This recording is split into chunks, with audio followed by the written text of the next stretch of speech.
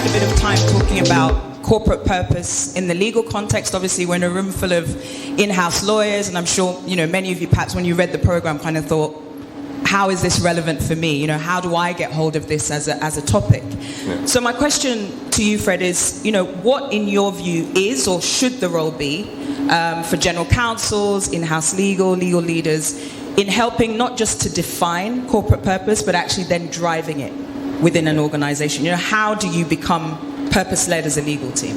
Okay. In Safaricom, there's something we call mission leadership. So anyone here who served in the disciplined forces may understand what I mean by mission leadership, where the military uses a set of augmented objectives in order to deliver the mission. So if the mission, for example, is to take a particular hill, then every unit that is focused on taking that hill understands exactly what they're supposed to do up to the individual level in order to take the hill. So from our very purpose of transforming lives to the strategy that we develop on a yearly basis, and even our 5-year strategy, each of us in Safaricom is clear to the individual level. If I had come with my machine, I would have shared with you my individual objectives, which are tied all the way to the CEO's objectives. So it's clear what I do impacts what the CEO is supposed to deliver. And the tool that we use then is able to identify how each of us is delivering on those elements, regardless of the department you are in. So how do we go about identifying those objectives? So we do the strategy build together as a team. So it's not the CEO goes to the mountain and then comes down with the commandments, which we all then deliver. So we work on the objectives together as a team.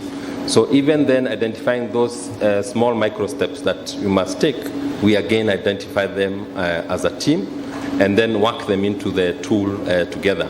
So that means we own what we have put in there. And it's not a case of my manager putting in a particular input on my behalf. So speaking then directly to the issue of legal. So once we have identified those elements, then we monitor them on a quarterly basis to see where we are in terms of delivery. So we call them quarterly business reporting.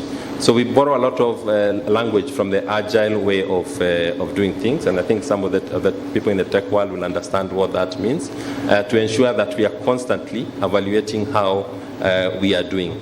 In our context of the legal and regulatory, we appreciate that our environment is also fluid.